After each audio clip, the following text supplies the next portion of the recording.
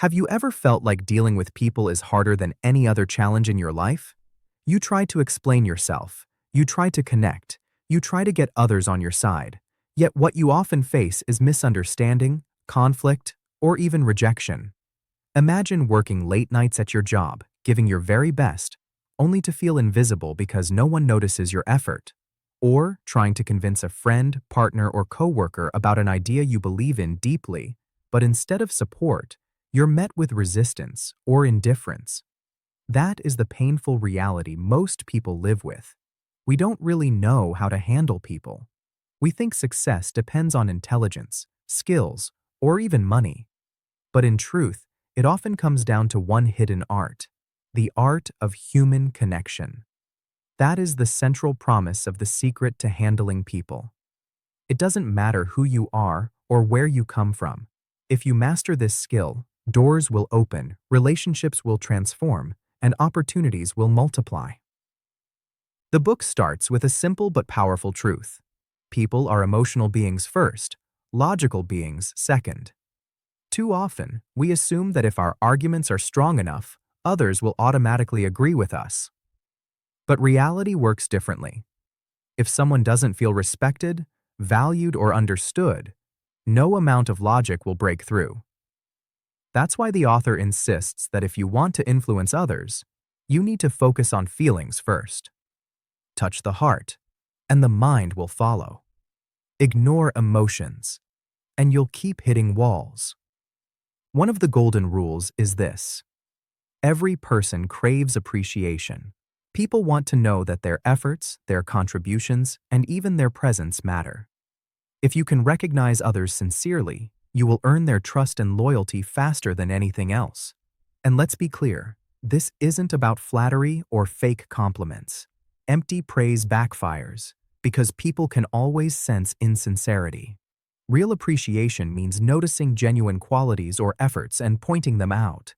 Imagine a manager saying, "I truly value how you always look for solutions instead of problems." That one sentence can ignite motivation more than any paycheck increase. On the other hand, criticism delivered carelessly can crush morale instantly.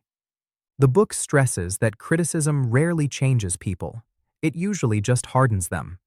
Most people become defensive when attacked, even if they're wrong. So instead of leading with harsh judgment, shift your focus toward encouragement. Highlight what's working, acknowledge effort, and then gently suggest improvement. Picture this: a teacher sees a student struggling with math. Instead of saying, "You keep making mistakes," she says, "I like how you're trying different ways to solve this problem. Let's look together at a method that might help you even more." The difference? One approach shuts the student down. The other makes the student eager to learn. And here's another game-changing principle. People love to talk about themselves and their interests. If you want to win someone over, ask about their goals, their passions, their challenges. Shift the spotlight away from yourself. We all know that one person who dominates every conversation with their own stories, and we also know how draining that feels. Now imagine being with someone who listens attentively, asks thoughtful questions, and remembers what matters to you. That person becomes magnetic. That's the secret. When you make others feel seen and heard, they naturally want to be around you. Another powerful lesson in the book is the art of listening. Real listening is rare. Most of us listen with half our attention while preparing our next response. But when you practice full listening, making eye contact, nodding, reflecting back what you hear, you create a connection that feels almost magical. People don't just hear your words, they feel your presence. And once someone feels understood, they are far more likely to respect you, trust you, and even follow your lead. The book also teaches how to manage conflict. Disagreements are inevitable in life, but they don't have to become battles. Most people approach conflict with the goal of winning, proving they're right, and the other person is wrong. But that strategy creates enemies, not allies. A smarter approach is to avoid direct confrontation. Instead of saying, "You're wrong," try asking, What do you think would happen if we tried this approach? That question opens a door to dialogue.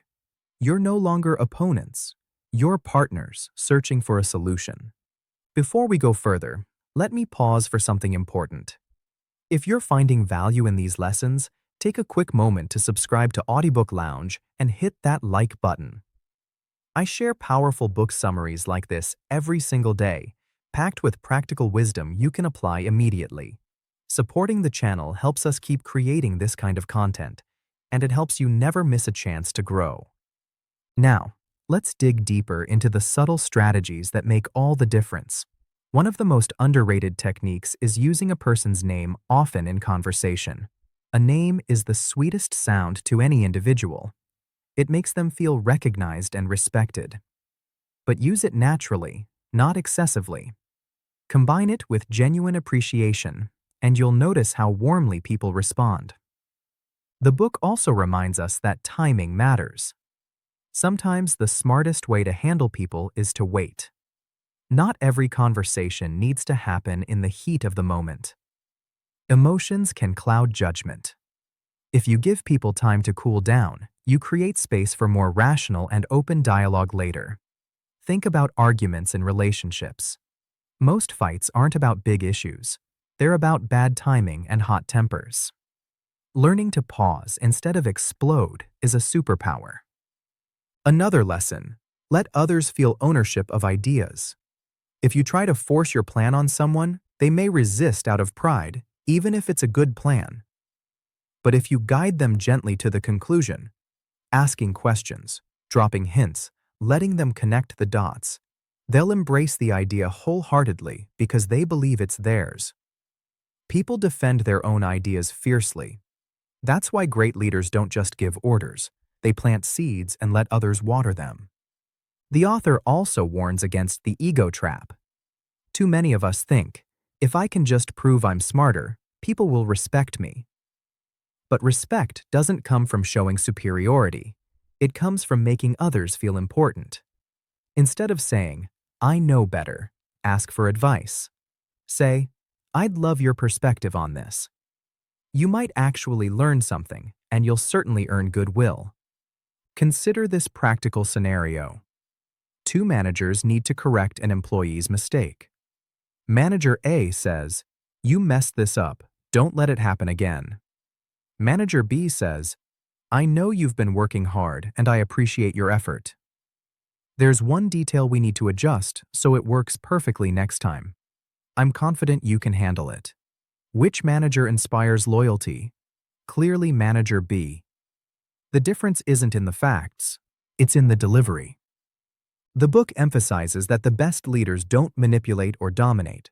They inspire cooperation. They focus on creating win-win outcomes. When both sides feel like they gained something, relationships thrive. When one side feels cheated or forced, resentment builds. And here's something subtle but powerful. Energy is contagious. If you bring positivity, patience, and respect into an interaction, others mirror it back.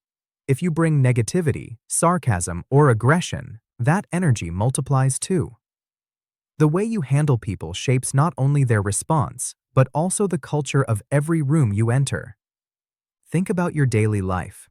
With family, with coworkers, with strangers at the grocery store. Every interaction is an opportunity. You can leave people drained, or you can leave them lifted. You can create enemies without meaning to, or you can build allies everywhere. That's why this book matters. It's not just about winning arguments, it's about winning relationships. Now, let's add one more layer. Patience. The author explains that mastering human relationships is not about quick tricks. It's about consistent practice. You won't become a master communicator in a day. But if you apply these principles regularly, sincere appreciation, active listening, respectful dialogue, you will notice small shifts. People will treat you differently. Conflicts will resolve more easily. Your influence will grow naturally.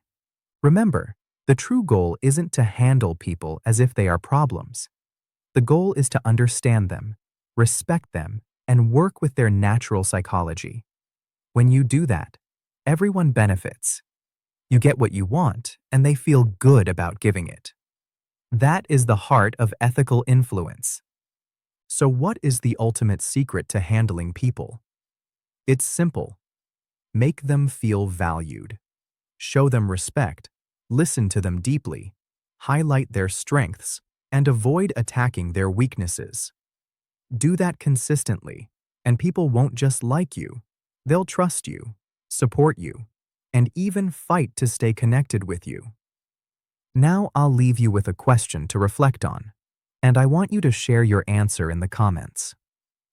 When you think about the people you respect most in your life, what is the one quality that makes you respect them? Is it the way they listen, the way they encourage, or the way they make you feel valued?